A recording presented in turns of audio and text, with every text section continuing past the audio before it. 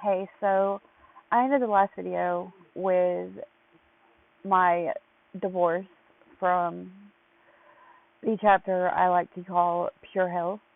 Um, so we're up to February 2012.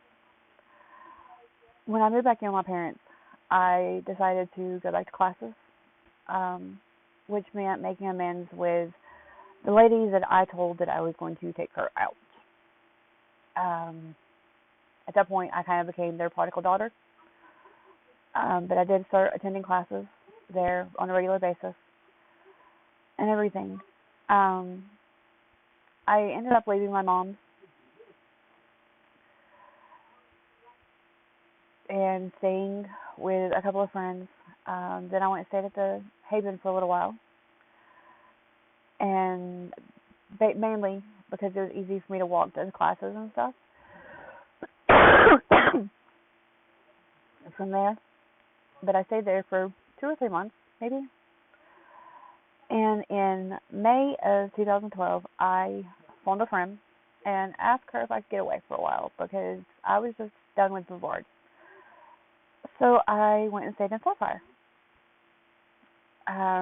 Little did I know that weekend would open up a whole new world for me.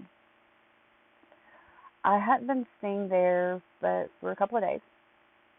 She told me before I even got there that she was babysitting this guy's 3 kids, um, and everything. And I was like, okay, cool. So when I met the kids, like we got to know each other pretty well. They were young at the time.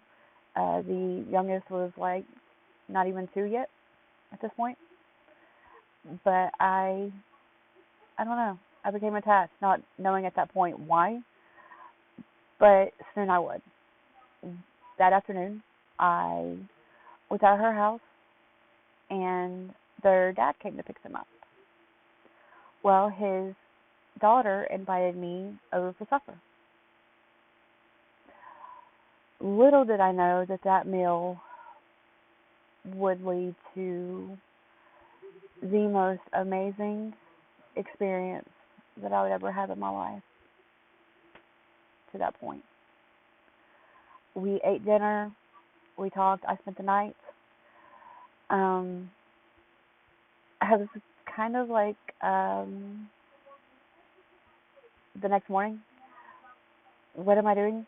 You know, um, I had feelings that I'd never had before. So, me being who I am, my first instinct was to run. I went back to my friend's house. And yeah, I ended up spending more time with the guy, and we spent so much time together. In fact, that when I would go to my parents' house, and he would hang out with me, my dad just finally told him, if you guys can't be apart, then go live with him. So that's what I did. Um, I spent the whole summer talking about my addiction problems, my daughter, my everything that had happened to that point. And this man literally saved my life. He would take me on rides. We would talk, whether the kids were with us or not, because he was co-parenting with their mom at the time. Um, and he gave me that second chance. I was still using that summer on and off, but he told me, he said, you got one choice to make: a family or the streets. At this point, I had experienced the streets enough to where I thought about giving family a shot for once. And that's what I did.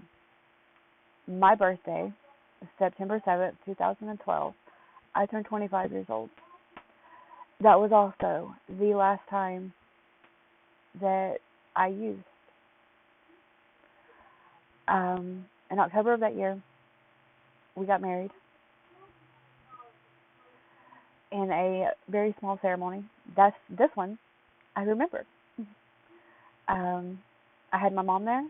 His mom was there, who had already became a huge support system to me. I mean, It didn't matter what I said to her. She didn't judge me. She took me to my classes. Anything that I needed done, she helped me with. But we did. We got married in October, and I made the decision to get clean. And that first year, I'm not going to lie, it was not easy on me. But I cut out everybody, all my friends, family. It didn't matter to me. If you were using, I didn't want to be around you. So I cut off a lot of people, and it was that saved me. I celebrated another huge milestone in 2014. I had 2 years clean, and my daughter contracted mono at school. She was in kindergarten, just started kindergarten, and she was 5 years old at the time, and she contracted mono. And so my mother having to work, my dad told me just take her home because, so I could take care of her, and that's what I did. That resulted in me meeting that 5-year mark. She got to live with me again, and I'm happy to say that she's still living with me. So I did it. I got her back, and it felt good. Yeah, it really did, you guys. I can't express the emotions I felt the day that she got to come home with me. But I took all of that, and I went headstrong into all the classes, Journey into Recovery, anything I could take. I went, head first into. And, the years just went by.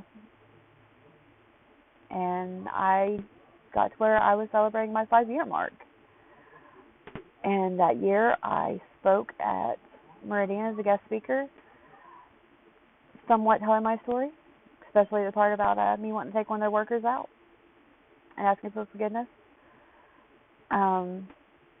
It was at this point, too, at some point during this, that I had read a poem about my daughter. My husband took me out in the woods and told me to clear my mind. And that's what came out. It got published in a book and everything like that.